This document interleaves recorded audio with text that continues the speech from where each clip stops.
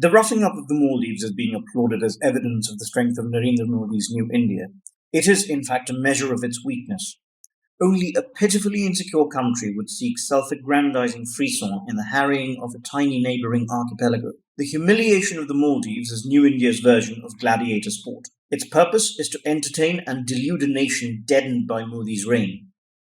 The prospects for the young entering New India's job market are so dire that more than 1.2 million people applied for 35,000 openings in the Indian Railways in 2022 alone.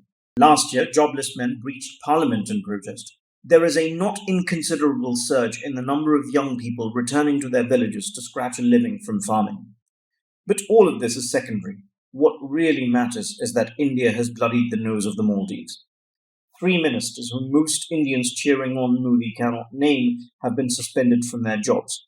India is about to crush the Maldives. India is a superpower. Modi has allowed his myrmidons to unload their pile of frustrations on a target 1/1,000,000th the size of India. This is not the behavior of a great nation. It is the conduct of a pathetically weak nation, a nation that has become accustomed to lying to itself, a nation that searches for validation of its insupportable self-image as a great power by taunting and tormenting a microstate. None of this is to defend or even to advance extenuations for Mohammad Muizzu's government in the Maldives. Muizzu is a clerically minded nationalist who rose to power by vilifying India. And the 3 contemptible bigots suspended from his government are, for all the offence they have caused, inconsequential beyond their little bailiwicks.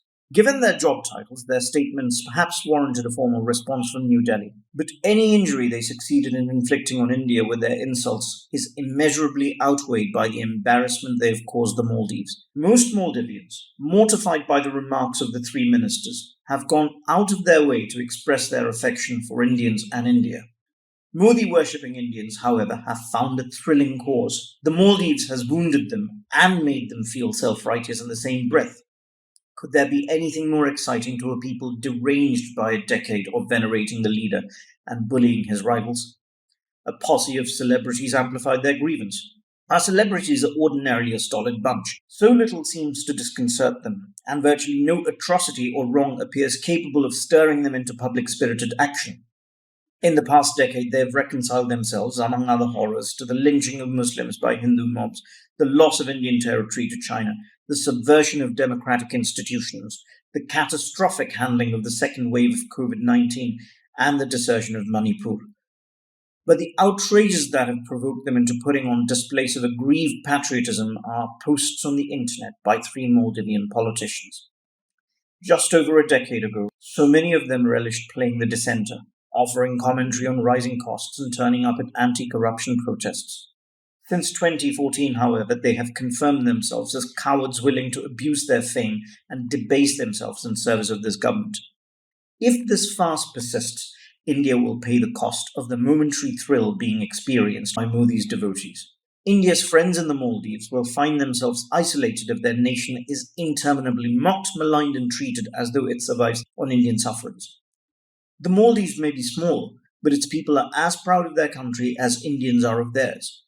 No people can long abide such treatment, nor do they deserve to be penalized as a whole for the sins of a handful of wretches. The Maldives, at any rate, is not without choices. If India keeps throwing infantile tantrums, it will intensify Mali's pro-China tilt. The contrition of ordinary Maldivians will curdle into contempt over time.